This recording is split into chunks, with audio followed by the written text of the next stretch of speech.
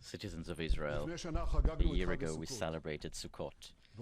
At the exact time, Yahya Sinwar was making final preparations for the October 7 massacre.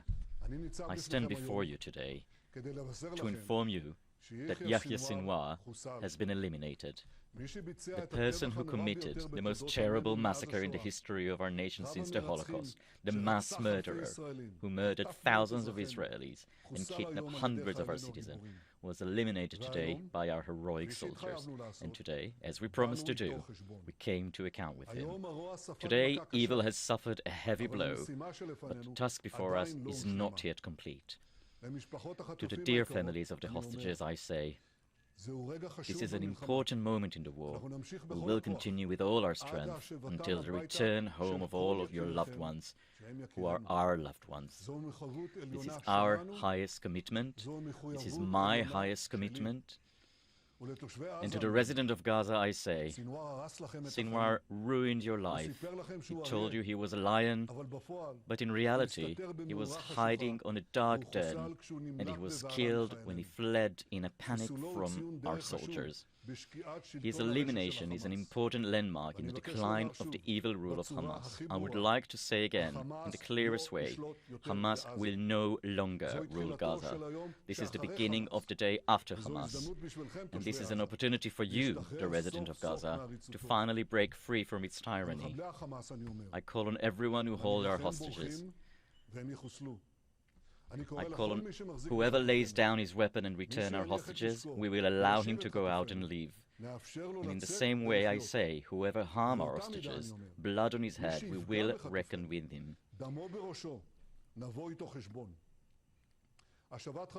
The return of our hostages is an opportunity to achieve all our goals, and it brings the end of the war closer.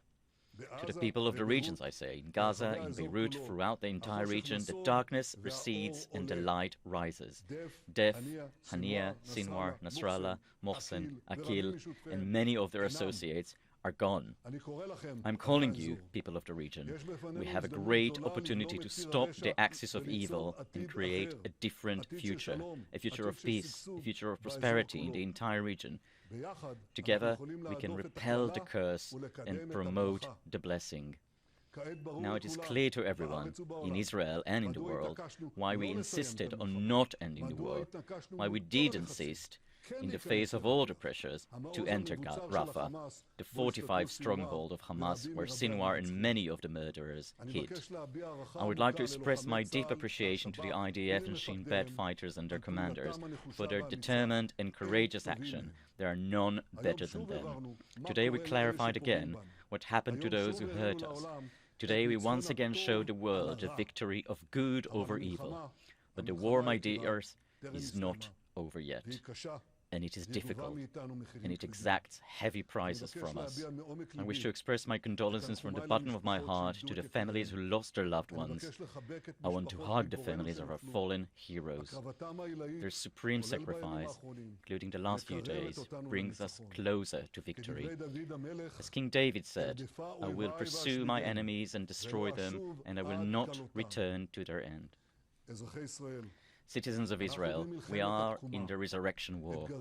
Big challenges are still ahead of us. We are required for long patience, for the unity of the ranks, for courage, for a firm stand. Together we will fight, and with God's help, together we will win.